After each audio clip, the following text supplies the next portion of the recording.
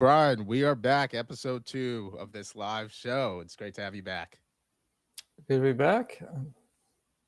Awesome. Well, maybe we could start off before we hop into all the good stuff with Bitcoin. There's a lot going on with MSTR right now and mainstream media trying to fund that. But before we hop in there, maybe we could just start off with a quick update on your end. Anything you'd like to share, then we'd hop in.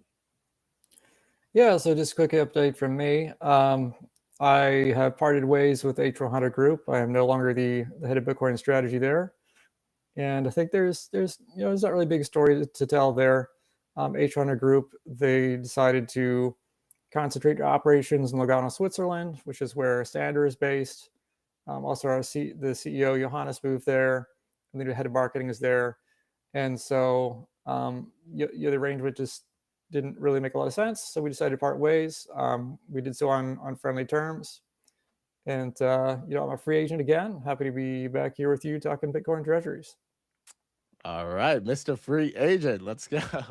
Well, thanks for the quick update there, Brian. But yeah, let's get into it. I mean, Bitcoin, I think went from like 90K to 94.5, 95 yesterday within just like a matter of minutes. What was your read on that? It's like market opened, and I think even just taking a little step back, a lot of people have been following Jordy Visser. He's put out a lot of great pieces. We talked about his article he wrote about Bitcoin's IPO moment a couple of weeks ago. He made this post on X yesterday, maybe 30, 40 minutes before market open, basically saying that he was seeing a good setup with BTC because of how risk assets were sort of leading more quality stocks over the past 10 to 11 days, I think was his analysis. So he saw a good setup. He posted about it. Market opens and Bitcoin literally goes vertical. So curious to hear your read on that. It's obviously pulled back since, but it was a little crazy considering the muted sort of price action we've seen over the past couple of weeks here. Yeah, I think for any one particular day, I think it's difficult to pin down price action, but there's been some interesting things happening recently. I forget what day exactly went live, but the Vanguard is opening up their platform to Bitcoin ETFs. So that it's been another tailwind for volume, and we've got the FOMC happening. So there's always lots of volatility around that. So yeah, it was good to see Bitcoin price back a little bit. There's if you track, depending what measures of global volatility or not volatility, liquidity you track, liquidity is up a little bit last week as well. So there are some tailwinds right now, but it's stop start choppy. I think we don't have like a clear QE situation, a clear secular rate cut trend happening. So I think the market is in kind of this jittery shoot up, shoot down, chop around place. Probably will continue to be, but for now, let's enjoy a little Bitcoin upside. Absolutely, absolutely. Um, do you think it had anything though to do with 20?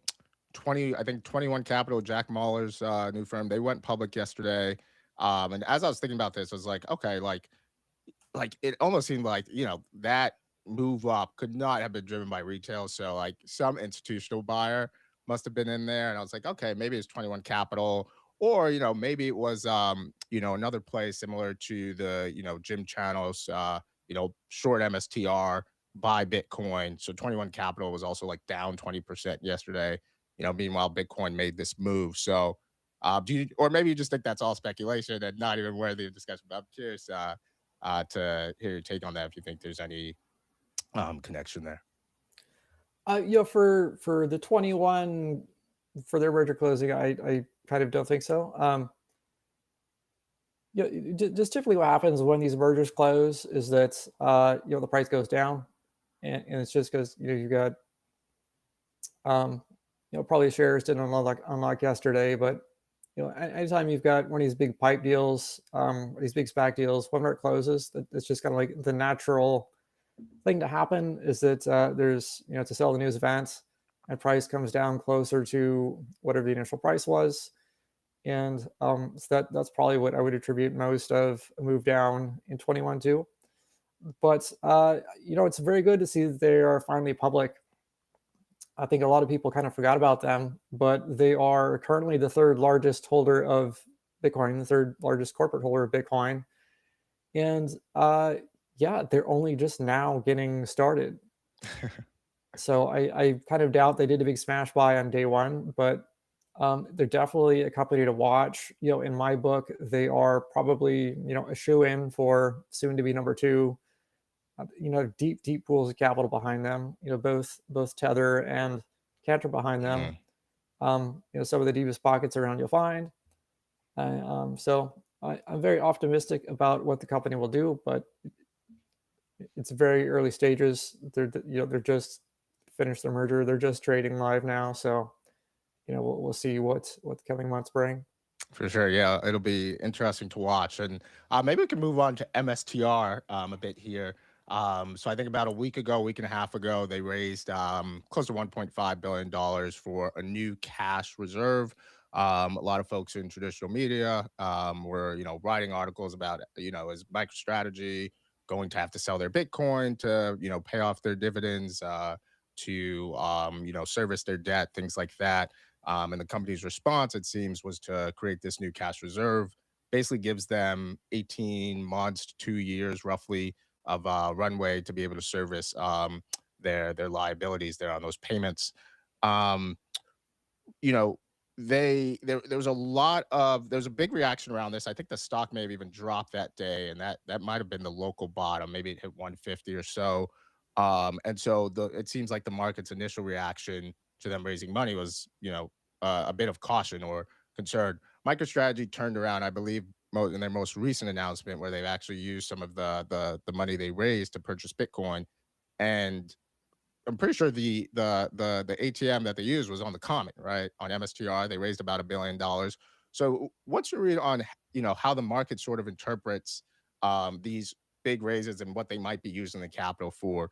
They raised $1 billion using the common ATM to purchase Bitcoin. Market doesn't seem to, really, turn on CNBC and hear about that. They raised this 1.5 billion. Everyone's talking for the cash reserve. Everyone's talking about it. So yeah, curious what your read on that was. Yeah, I think the cash reserve is a very positive move. I think the reactions it drew were very mixed. But if we rewind the cycle a little bit, I think part of the impetus for doing that is that when Strive launched their preferred stock, SETA, they said, we're going to hold back. I think it was 10%. Um, but basically, to have a year's worth of dividends covered, right from the get go. And a lot of people, really like that move because it gives more certainty to whether or not the dividends are going to be paid. Especially if 2026 is an end of cycle down year, which it might not be. I personally don't think it will be, but if it is, it's much better to have that cash on hand now than be trying to ATM strategy shares at $100 6 months from Mhm. now to pay the dividends. So I think some of the negative reactions that it drew really hadn't thought through what some of the alternatives might be for paying the dividends. I don't think that strategy is going to struggle to pay them by any means. They have lots of options at their fingertips, but I think that building a cash reserve now is a wise move, given what some of the other alternatives could be. And I think that something else that people said, well, why is the common supporting the preferred shares? Well, that was always the plan. If you didn't realize that, Mhm. you haven't been paying attention. Um, but I think the reason that people are unhappy is just because the share price is down. That if Bitcoin were at 150K right now, and more of the benefit of these preferred shares was being realized to the common shareholders, I don't think anyone would be complaining that much. Um, and I think that's where you have to keep in mind that these preferred shares, they are more of a longer term play. The promise is, we're going to finance a Bitcoin purchase at 10% interest, and then anything above that is gravy to the common. Of course, that only works when Bitcoin is going up. and that could take time. Right now, this year Bitcoin has been flat to down, but unless you think that is how Bitcoin price action is going to be forever, then I wouldn't be too concerned about that. Um, the market just has to give this time to play out. And then I think what people responded to positively was that they came back the next week. People, I think, misread this as a sign of weakness on Strategy's part. So they raised another $1 billion, bought another 10,000 Bitcoin, and MNAB wasn't that high. Wasn't that massively accretive, but I think it was kind of a shot across the bow to say, hey, you know what, we're fine. We can still go out and buy 10,000 Bitcoin in the market whenever we want to. So that's kind of how I interpret the second move. And the market seemed to like it. Price is rebounding pretty significantly, and we'll see where we go from here.